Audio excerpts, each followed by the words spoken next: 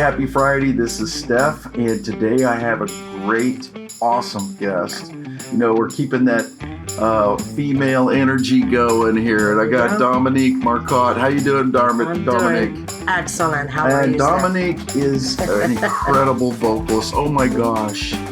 I have never heard such a powerful voice. I remember the first time I heard you sing Janis Joplin. It just blew me away. I was like, wow. So I'm so glad to have you here. It's such a privilege. Thank you so much for having me. This is fantastic. Love it. Good. So I know that you're not from around here. Yeah, can you tell a little bit? Yeah, when I first met you, I detected a little bit of an accent, but I wasn't quite sure what it was. And, you know, when I was in the Air Force, I traveled around the world, and I could pick up accents here and there, but I couldn't identify what yours was right off the bat. But where are you originally from? I'm originally from Quebec, Canada. So the accent that you hear is Québécois. French Canadian, and usually people will ask me like, you know, what brought you here, or you know. So I usually say a plane, but let's. I moved here in the 90s, 1992, 1993. So I've been here quite a few years so far. So that's cool. Yeah, it's just. It's really cool to meet people from all over the world and get to know them and just their culture. Yeah. You know, I know the culture up in Quebec's a lot different than it is here in the United States. Actually, it's pretty much the same. The culture. I mean, the language. I thought it was closely related to more like French culture. Well, it is, you know, of course, influenced in the French, French and all that. But I consider the French Canadian, and I would consider it like a little bit like the English from England, but the English from America. So I would say that the French Canadian is a little bit Americanized. Right, the dialects. Yeah, the dialects. The dialects. Yeah, you got that North American thing going on, right? Yeah, it's not as little fancy, I would say. So, well, that's cool. Yeah, I always felt that a sense of belonging in the States, because my grandfather on my mother's side owned a quarry, and all the stones, a lot of the stones, are in the embassies, you know, near the White House. Embassies from the stones there, Chateau Bonenfant, and so. The buildings, all the stones. My grandfather. Yeah. So, that's cool to know. Oh, yeah. So you got some really good history there. I tell you. I got that's sweet. So all this time, you know. So how long have you been performing? I know, you know, a lot of us start when we're young in high school and stuff. And Moira actually said she didn't start till she was 40, man. So how old were you when you started performing? I started singing a lot earlier than this in my, you know, that was, you know, the teenagers and stuff. But I started performing in my 30s. In your 30s? Yeah. Yeah, I started, so it's been quite a few years as well. Right. Well, you wouldn't know by looking at you. You look so doggone young. Thank you for saying that. Yeah, I started playing guitar, and my father had a acoustic electric, a Gibson, 1952. So when he passed away, I had his guitar, and I started playing guitar. I was in my early 30s, but I'm not a guitarist. I'm not a guitar player. I play guitar. Like, I started writing music and lyrics and all that on his guitar. But that's cool. And start performing a little bit later on, of course, in my late 30s. So that's what inspired you to start doing that? Was the guitar, or? Yeah, well, I love music. My father was a musician, was a guitar player, and he performed every weekend. And the background of music is Western music. Oh, cool. A little bit of bluegrass. Nice. Yeah. My grandfather played violin, accordion, harmonica, and what do you call it? What do you call it? The pieces. Oh, a juice harp. Is a mouth? A juice harp or mouth harp, yeah. Mouth harp, yes, exactly. And so, I had a music background. It's mostly country music and bluegrass cool. and all that. Yeah, can you imagine? I actually grew up with that myself. Did you really? Yeah, I grew up in Utah. Oh, wow. So in Utah, it was a huge country music influence there. We were around a lot of cattle companies and cattle ranches and stuff like that. Okay. So, there was a huge country western influence in Utah. Rodeo was really a big sport there and everything else. So, you couldn't help but be immersed into the country music. Oh, absolutely. So that's cool to know. Yeah, I mean, it's all genre of music.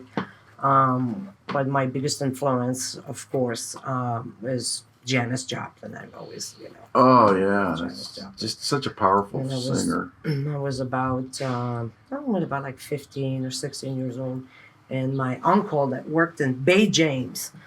And I don't know if you remember those, was it the big cassette tapes? Yeah. Was that the 8-track? Or the 8-track? The 8-track tapes. You stuck them in. And we were in his Jeep, and he put this cassette tape in there, and I heard, and I said, "Who is this?" And he told me, of course he was speaking French, but he told me, he said, "This is Janis Joplin. Don't never forget the Janis." And he passed away not long after that, and I always thought that she was absolutely amazing, this powerful, right. And I remember trying to sing like her when I was, and I would sing my face shoved in a pillow because I didn't want nobody to hear me. That's funny. Yeah. So, she was a major big influence on me. So, that's awesome. Yeah. Well, I think she was a huge influence on a lot of people, oh, my God. just because of her powerful voice, and just when she would perform, she would put her whole soul into the performance. It was just amazing to watch her get up on stage.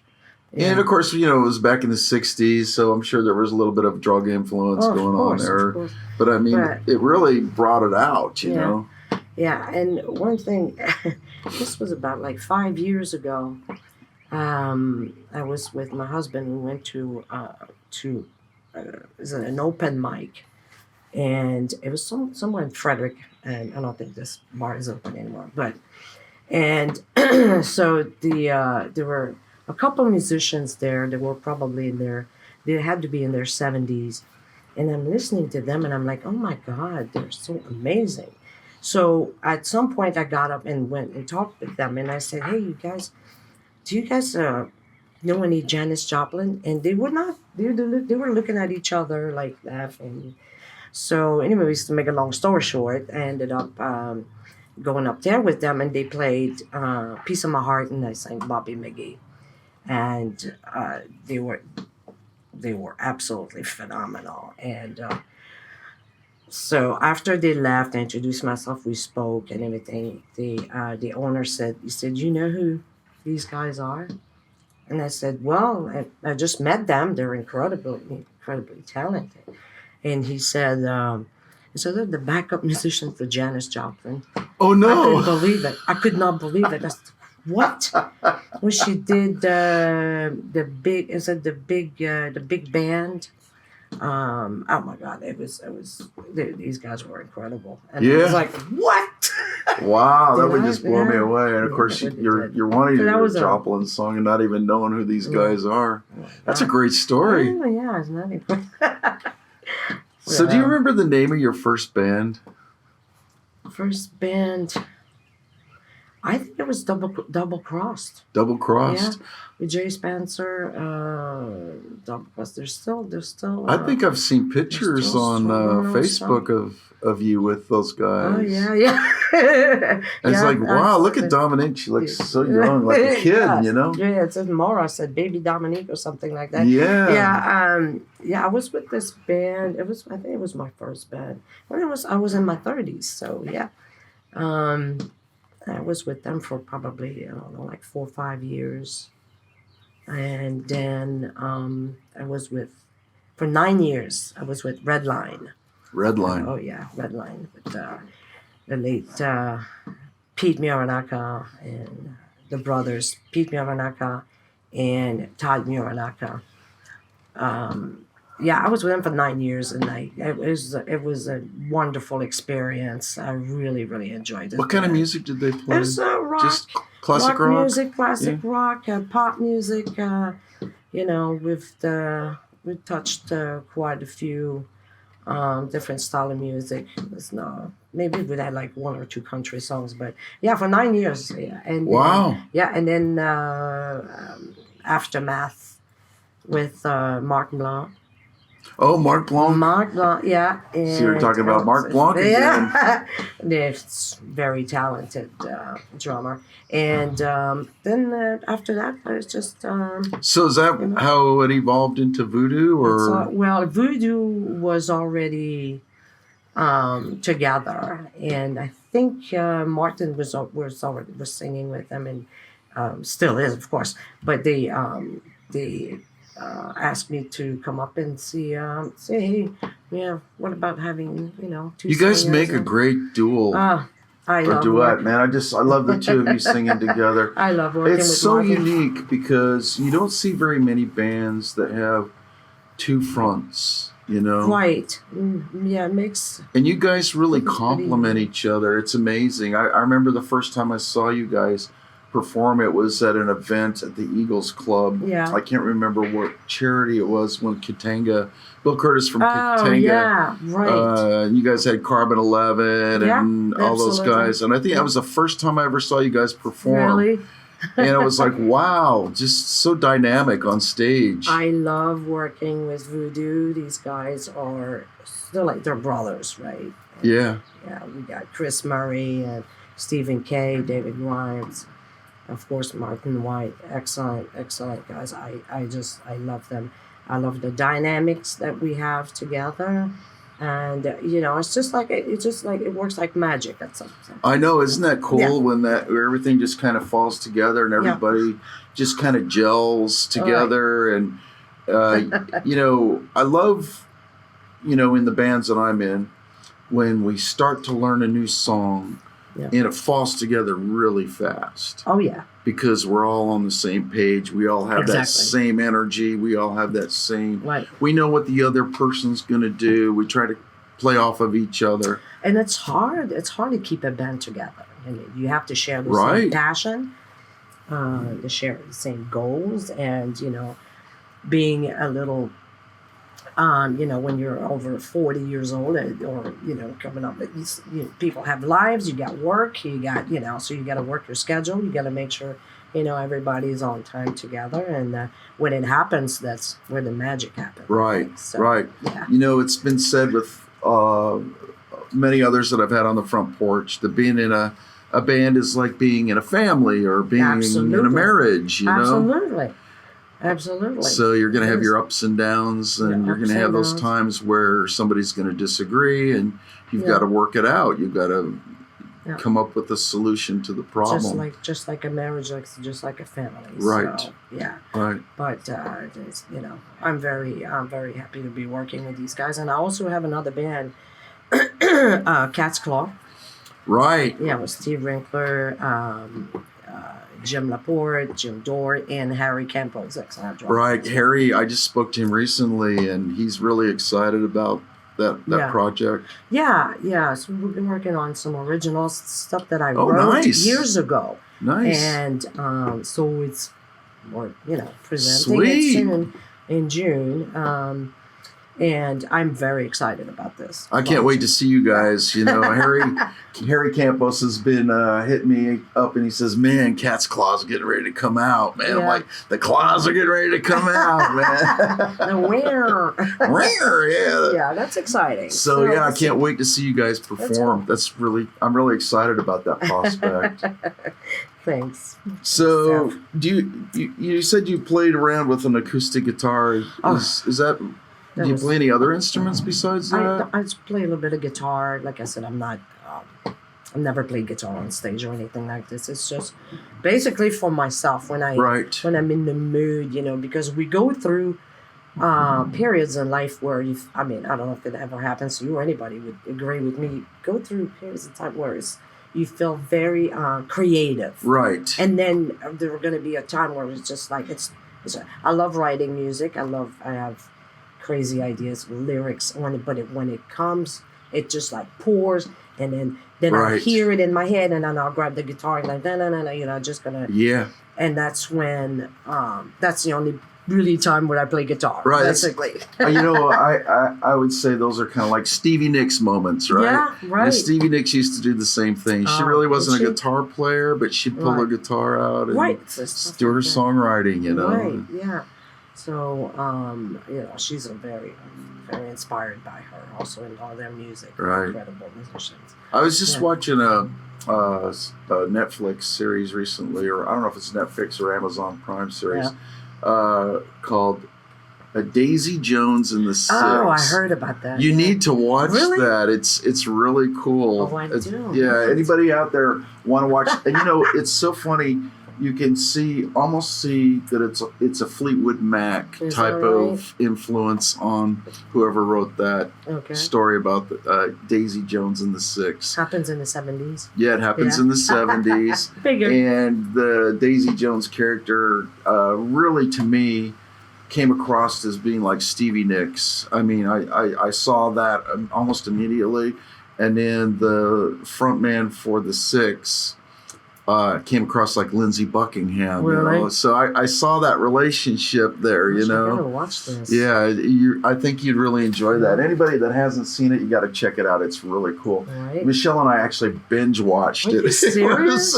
We binge watched it until we got up to, I think, the fourth or fifth show, and then we had to wait for it to start coming on. But I mean, it was great, And anybody that's in a band, or even if you're not in a band, if you want to see how bands actually interact with each other as far as the songwriting and everything is concerned. And I don't mean to take the sidebar away from Dominique, but I do see a relationship amongst what you do and what a lot of us do in that show. So if you ever get a chance, just check it out. I'll put a link to the. Oh my gosh, you should. To the actually, movie, I saw or that series. It's a series, yeah. Right, I saw a few trailers. It's based on a book, and I can't remember who the author is, but we'll put a link to the book as well. Yeah, there you go.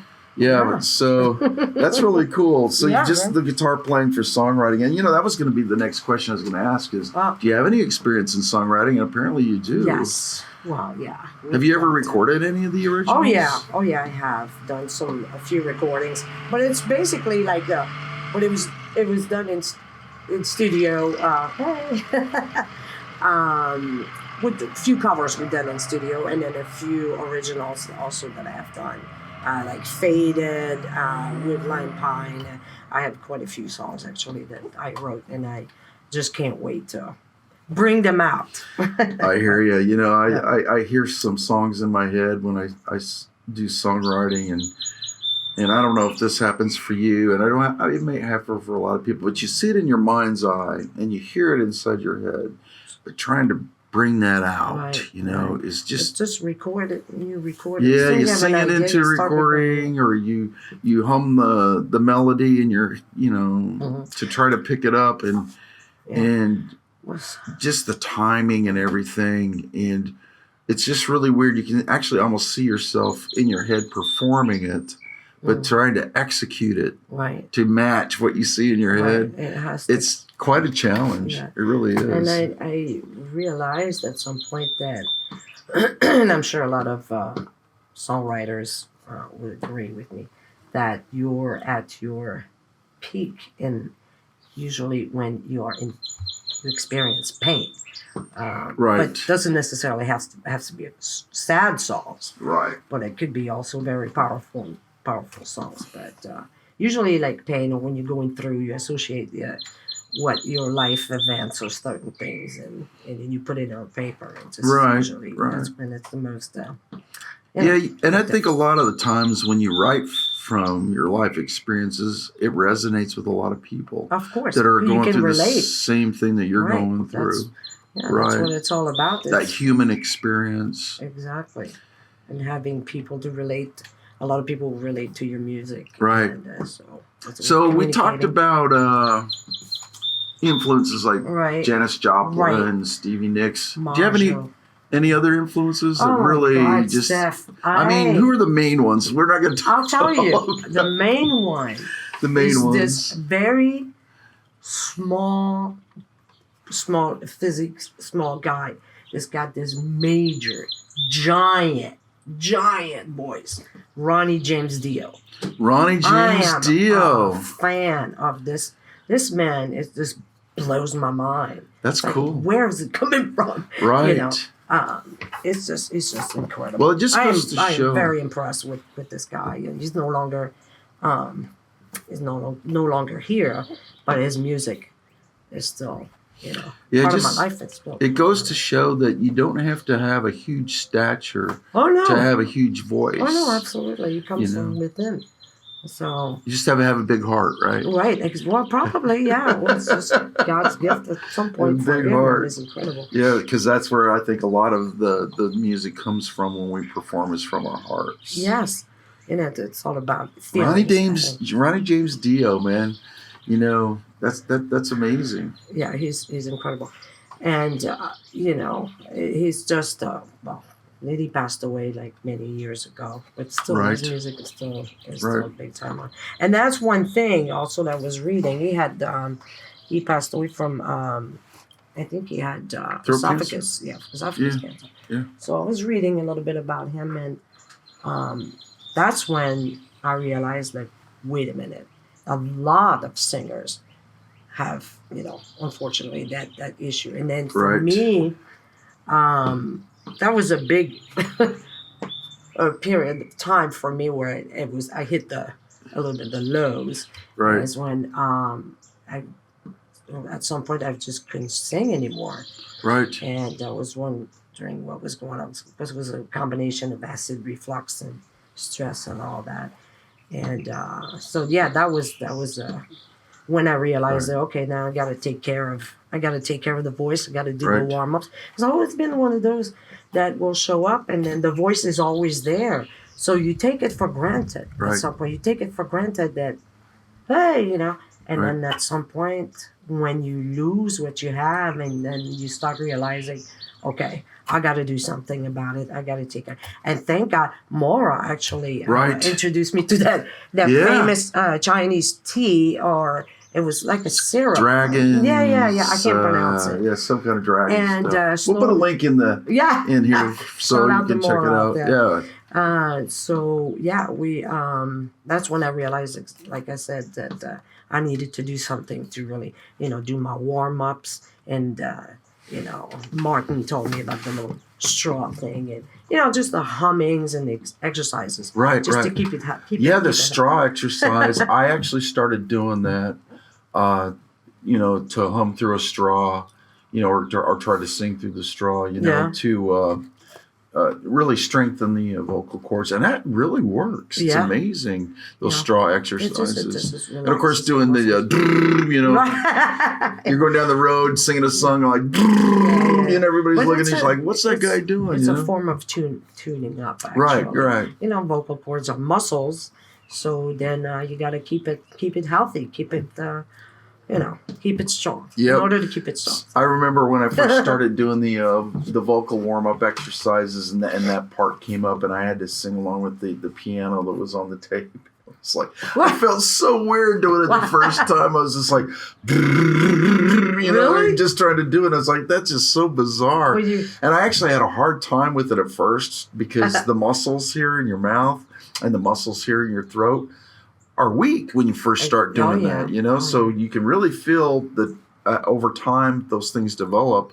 Absolutely. And then your pitch actually becomes a little more consistent, over time. Oh yeah. That's one thing you gotta keep on working. But I'm in the car doing it, singing along to Motley Crue or something like that. It looks a little bizarre, People passing by say, okay, Steph. What's he doing in the car? What's he doing there?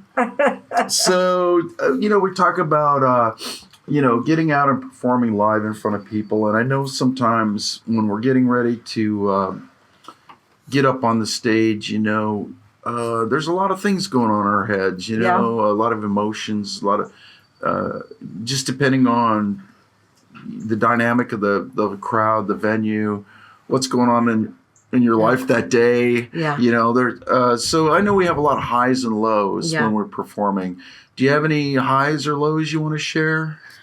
The highs as far as before performing, or while performing, or up on stage. You know, it's weird because I'll just, of course, when I step on stage, it's just everything goes away.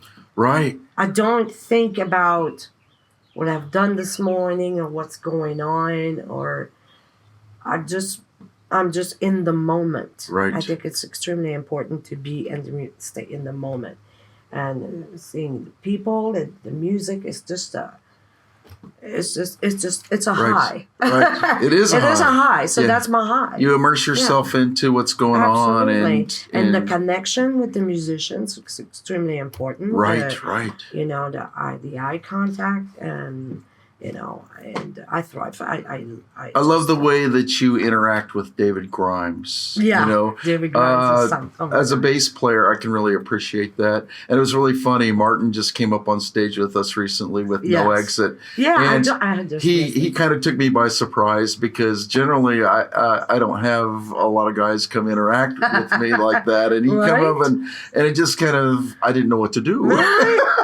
It just blew me away. So I just had to roll with it, Oh, absolutely. But I love watching you with David Grimes, and of course the other guys as well. You and Martin together are just like, two peas in a pod. It becomes it's like a natural thing. We have our, we have our moves or our little things together. We come together as far as singing our parts, and it's just, but it's never monotone. It's never the same. It's always new. Right. For me, it's it never feels robotic or repetitive. What's really weird about VooDoo is I've seen you guys so many times, and I don't think it's ever been the same twice. Right. The lineups have always changed.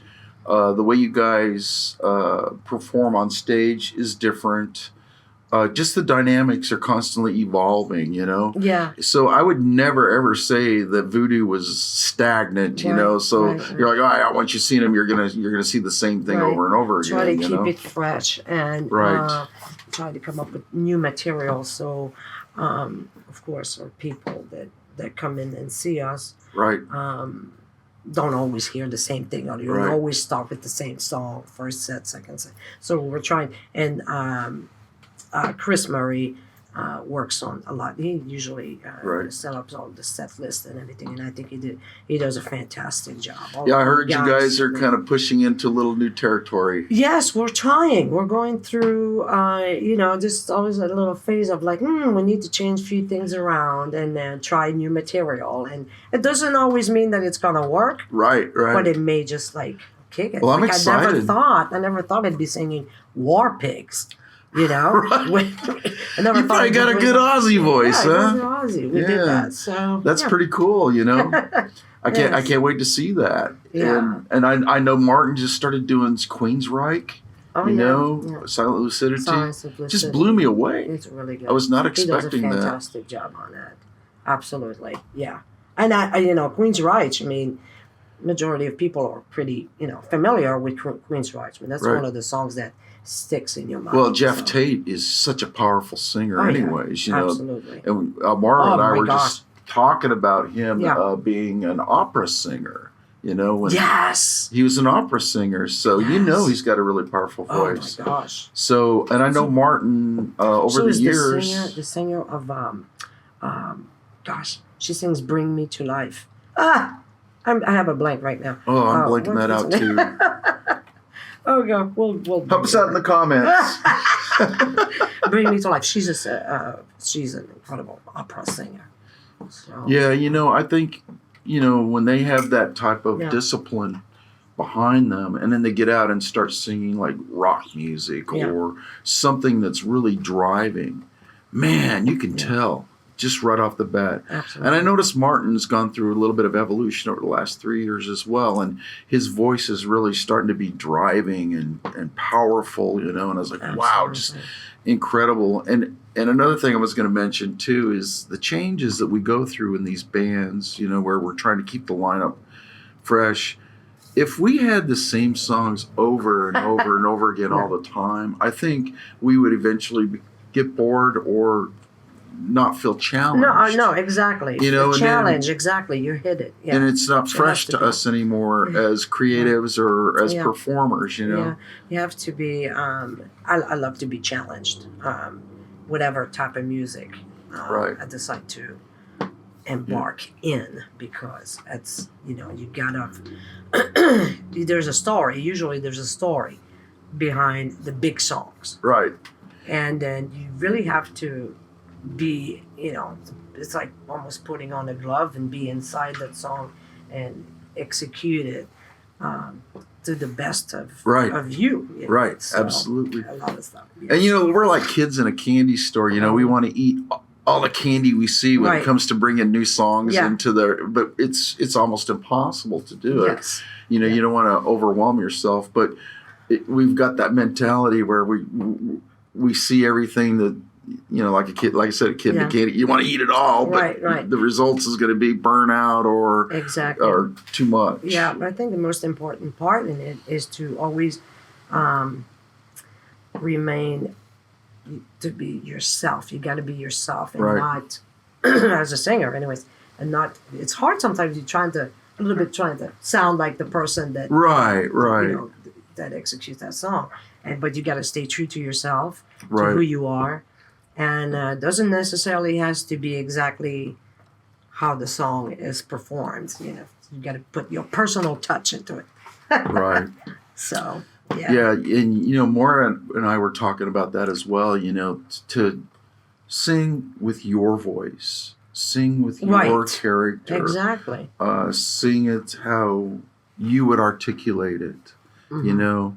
You're still going to sound close when you're playing a cover because you're playing the melody of the cover, you know, and people are going to recognize it immediately once they hear the melody. But if you throw in your voice, your character, to me, that's just so much more powerful to see somebody else do it. Absolutely. I'm thinking Alanis Morissette, you know, she has very distinct voices, her pitches and she's got this almost like a yodel ending of sentences every time she sings. And when you sing some of her material, it's almost a bit difficult not to go in that route. But, you know, you gotta be. You gotta. I would say that's a distinctive aspect of the song. Yeah. So you would want to try to capture that, I think. Right. You know, if you could, as far as the articulation, but I mean, as far as the style of singing beyond that articulation has to be genuinely yours. You know? Exactly. Isn't that funny? Because we were talking about when we first started talking. We were talking about my accent. Right. And a lot of people, and I hope, is saying that when I sing, you don't hear my accent. I'm sure there is times where you do. So that's when, you know, you feel that you really. Stay true to yourself and just. But isn't that weird? You don't have well, you know, I remember as a kid seeing the Beatles on TV, and I heard them singing, and then I heard them talking, and I told my father, I said, "Wait a minute, those guys don't sound like that when they sing. You know, they got the thick British accents, you know, and then when they sing, they sound." Just like every American English-speaking singer that you've ever heard. Something? Yeah, so I think the articulation is totally different with the singing voice than it is with the speaking voice. Right. Yeah. So. Hey, thanks for joining us today. And as we always do, we have to acknowledge Michelle's wonderful baking. And today she baked Dominique some oatmeal raisin cookies. And you know what she did? She sprinkled a little bit of sugar and cinnamon on the top of these bad boys too. The best oatmeal. And I'm picky, and this is the best. Yep. So today's goodies were oatmeal raisin cookies for Dominique. And how can I talk now? Part of your nutrition musical breakfast. Oh my gosh. Yes. And I did reach out to her and I said, Michelle, can you get me some raisin and oatmeal cookie? And I honestly, then I forgot about it. And when I saw it sitting there on the counter, I couldn't help but to think, is that what it is? Is that what I'm thinking it is? Yes, it is. She's the bomb. And another thing we're going to talk about today, I'm drinking black coffee. And what were you drinking today? I was drinking green tea pomegranate. Yep, green tea with pomegranate. Pomegranate, yes. Yeah. It was fantastic. Sticking to the I healthy highly stuff. recommend it. Sticking to the healthy stuff today. Absolutely. All right, Thank so you. if you want to join us on the front porch and get goodies like Dominique got today, reach out to me through my Facebook page or, just through the YouTube channel. And we'll try to get you on the front porch and get you some goodies like that. And like I said, anybody can come on the front porch. You don't have to be a musician. You don't have to be an artist. You can be a business owner. You can be somebody I met in the store, somebody I met at one of the venues. Fantastic. Just come up and talk to me. And we'll get you on the front porch and talk about just cool things in life. Absolutely. It was a fantastic experience. And I am just amazed on how you made me feel really comfortable today. I was really nervous, but he's a natural. He's a natural. So. Well, I appreciate that, Dominic. All right, we'll get you back to the rest of this interview today, and thanks for joining us. Peace. So, I know a lot of us get on the stage and we start performing. Yeah. And then all of a my sudden, God. weird things happen. Yes, let me tell you. Well, my mother passed away. She lived in Quebec, and I was here in the States. And when I was with this band Redline in Rockville, the 4th of July, there were like almost over 32,000 people. So that was one of the biggest crowd ever. But I didn't know that she was going to be there.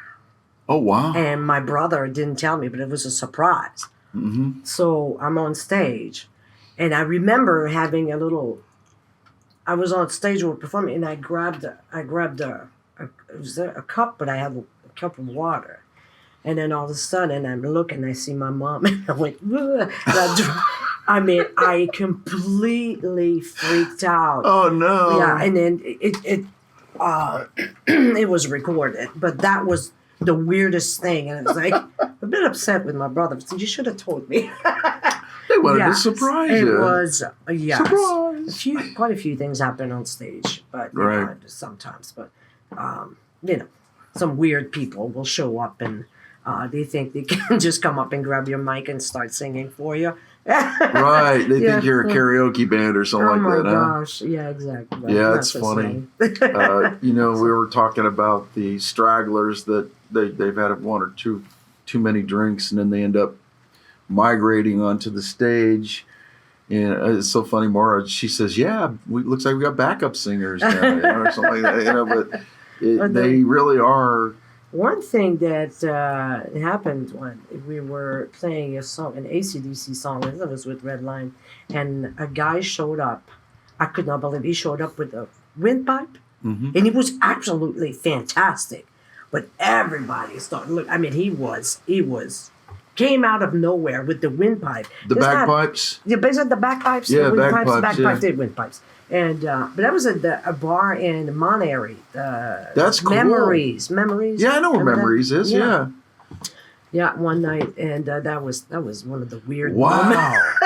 And it was really good. I mean, can you imagine? So he came up on stage with you guys? Yes, and started he playing came the up. bagpipes? He came in the bar playing it, and then he came up on stage. We were playing AC/DC, and then he was just started playing. That was, wow, that was impressive. That is impressive. Absolutely. Yeah. Well, I know the AC/DC did inject bagpipes in a couple of their songs. Yeah, there's a couple of songs that they do. Yeah. And I know it sounds almost like a guitar sound, but you hear that distinct reed sound from the bagpipe. Yes. And it really does give it a good flavor. And man, that would have been something to see. But it's not an instrument that you hear. Right. You come up with a flute, a violin. That's Yeah, if you hear bagpipes on their own and somebody doesn't know how to play it, it basically sounds like a duck that's ready to go in on its last minutes of life. One of those.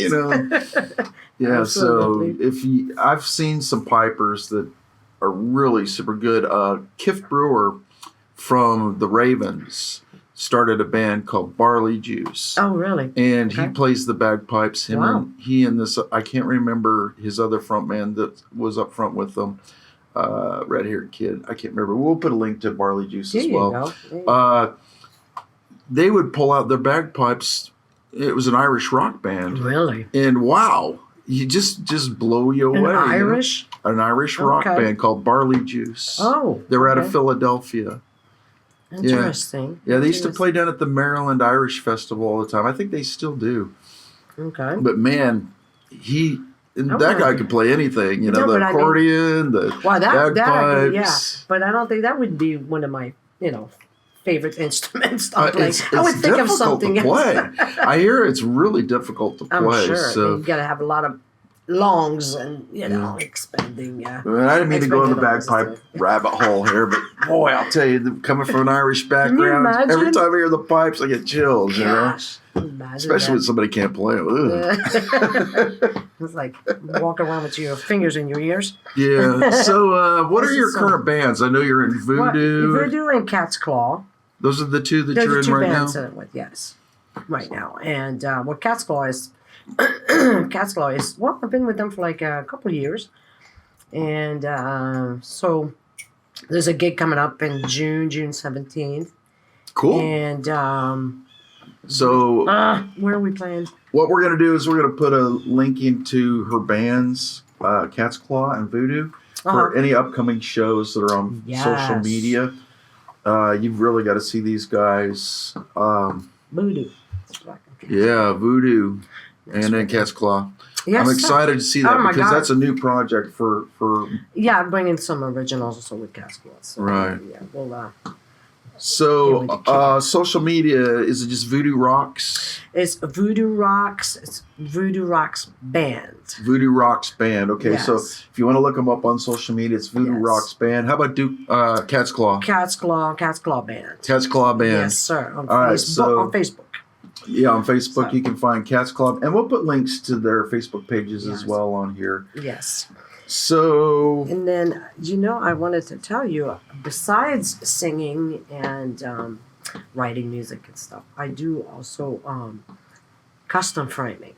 Really? Artwork custom framing. Yes. Oh, wow. That's great. My big project was probably 6 feet by 5 feet right now that I'm working on. I do chop moldings, cut glass. Really? And cut mats, and I know that. So you got a really nice little bit of frame shop going there, huh? I have a little studio. Yeah. Great. So, So. Do you have a Facebook page for your framing? No, I should. You should. Yeah, I'm telling you, that's a high demand thing. My brother-in-law David Hawksford.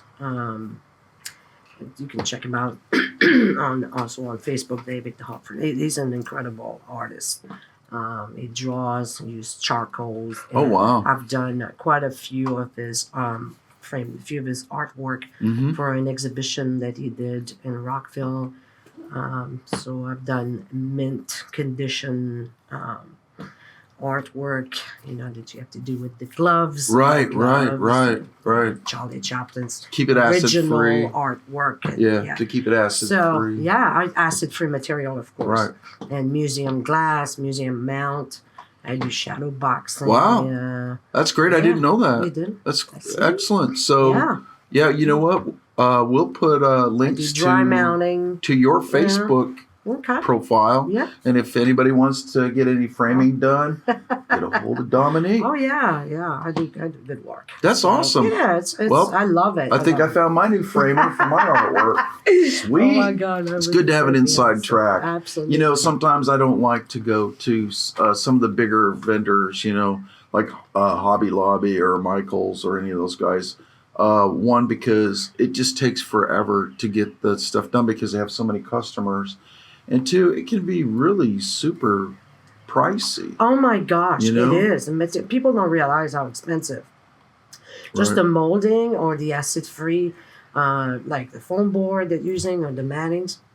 You have to be what actually makes the pictures. When you take an old picture apart, you always see that yellow, dark line. Right.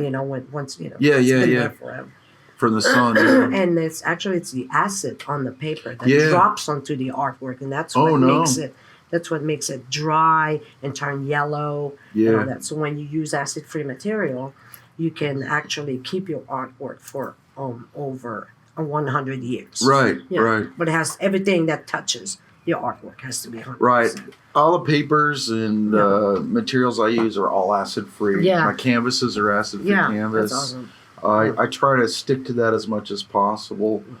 And you can use museum mount also. When you museum mount everything, Right, you right. can, if you don't have any acid-free material, you can museum mount it. Mainly with my watercolors, when I do my Yeah. watercolors, the watercolor papers, I have to make sure they're acid-free because nothing can ruin a watercolor painting faster than paper that yellows. Oh yeah. It just it goes from brilliant to dingy. Yeah, and the sun will bring it out. Yeah. Yeah, the sun will bring it out Yeah.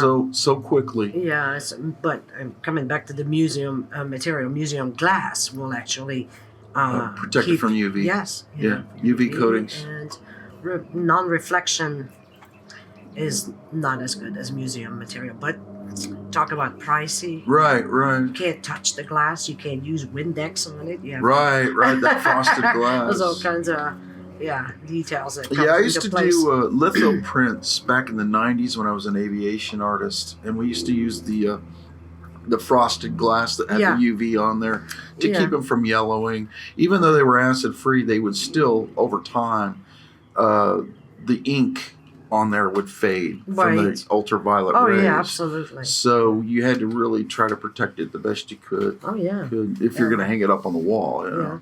Yeah, I've done some work for a friend of mine, and thank God, a friend of mine works for Trigraphic in Rockville, and he's helped me a lot with, all the materials and excess mattings that he gets. So that's why I'm able to, to price it a lot cheaper than you would get to. Right. Well, that's good. Well, you don't have the overhead that a lot of these bigger frame shops have. That plus they have employees and they have they're adding all of that. They buy everything in bulk. Yeah. So absolutely.